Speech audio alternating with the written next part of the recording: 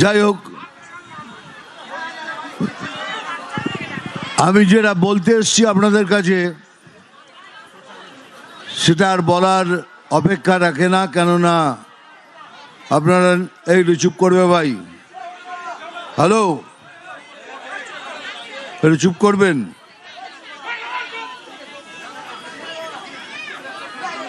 চুপ করুন, বলার অপেক্ষা রাখে না। এই জন্যই কিন্তু আপনারা এটা প্রতিদিন নিজেরাই ফেস করছেন।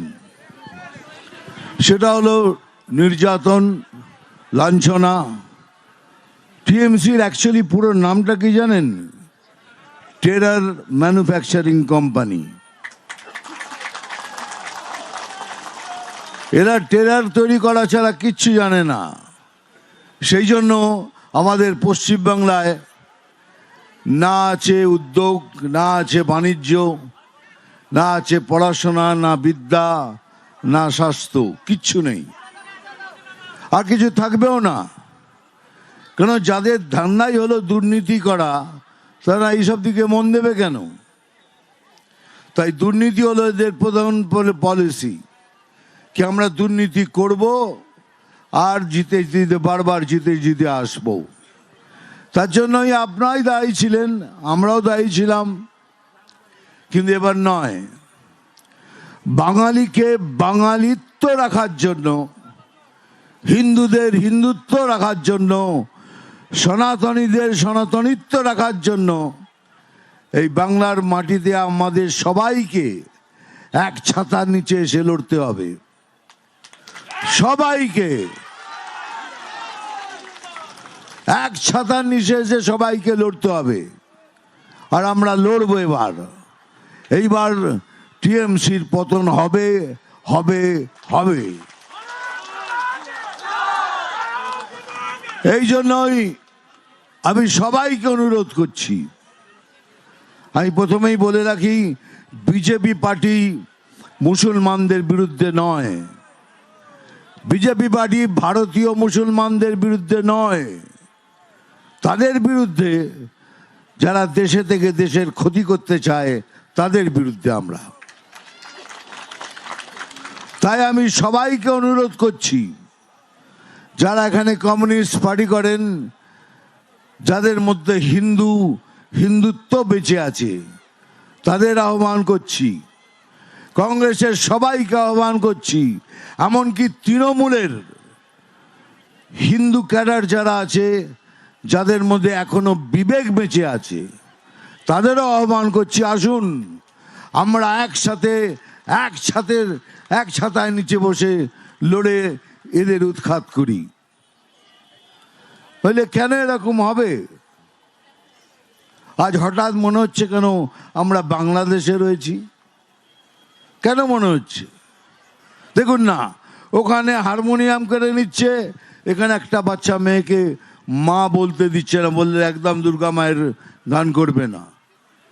পশ্চিম বাংলার বুকে আমরা দুর্গা মায়ের নাম নিব না। আর মা কি করে সাম্প্রদায়িক হলো? যে কোনো ধর্মীয় বই তুলে নিন, তাতে লেখা আছে মায়ের পায়ের তলায় স্বর্গ, माँ के पैरों तले स्वर्ग है। अगर माँ के पैरों तले जन्नत है, তাহলে মা সাম্প্রদায়িক হলো কি করে? তারপরে কিছুদিন আগে মধুবন্তী বলে একটি মেয়েকে সেম থ্রেট করা হলো, এখানে গান গাইবে না। লালন ফকিরের প্রোগ্রামে গান গাইতে গেছিল, তাকে বলে এখানে মায়ের গান চলবে না। তাহলে কি চলবে এখানে? পশ্চিম বাংলার বুকে তাহলে কি চলবে? সেই শাসনের জন্যই কি আপনি এসব করে বেড়াচ্ছেন? কাদের জন্য লড়ছেন?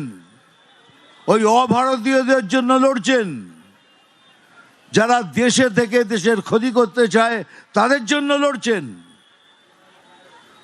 তাহলে তাই যদি হয়, তাহলে আপনারাও শুনে রাখুন, এ কোনোদিন পশ্চিম বাংলাদেশ হবে না। যতদিন আমার মতো বাঙালিরা বেঁচে আছে, আপনাদের মতো বাঙালি বেঁচে আছে, আমি জোর গলায় বলেছি, আমার শরীরে যদি এক বিন্দু রক্ত থাকে, তাহলে এটা বাংলাদেশ হবে না।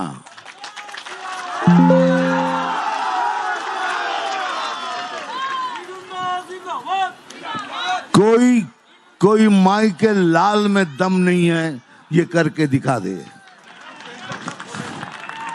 कोई माई के लाल में दम नहीं होगा। আমরা যদি একসাথে হয়ে যাই, কার ক্ষমতা আছে? তাই এখন সময় এসছে আমাদের বাঙালিত্ব রাখতে হবে, আমাদের হিন্দুত্ব বাঁচিয়ে রাখতে হবে।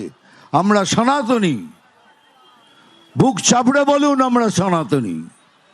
আমি যেমন বলি হ্যাঁ मैं सनातनी हूँ, আপনাদেরও বলতে হবে, বুক চাপড়ে বলবেন हाँ फकर से बोलता हूँ कि मैं सनातनी हूँ। এটা কেন বলছি বারবার? এই জন্যই বলছি যে এখন সময় এসছে আমাদের সবাইকে একসাথে নিচে এসে লড়তে হবে। এই যে লক্ষ্মী ভান্ডার, আপনারা কাশ্মীর ফাইলস দেখেছেন?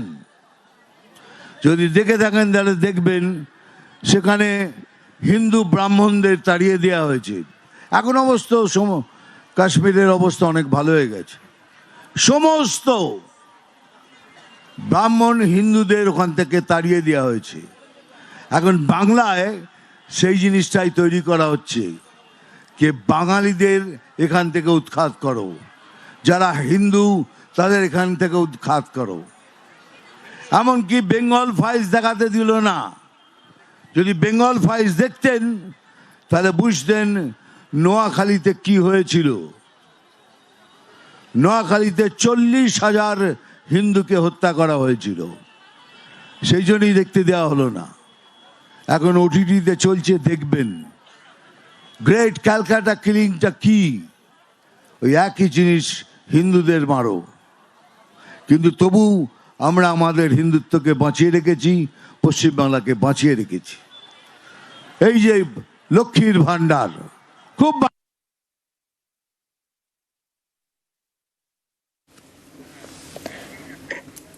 এই মুহূর্তে যে ছবি আপনাদের দেখাচ্ছি ধূপগুড়ির ছবি, মিঠুন চক্রবর্তী ধূপগুড়ির সভায়।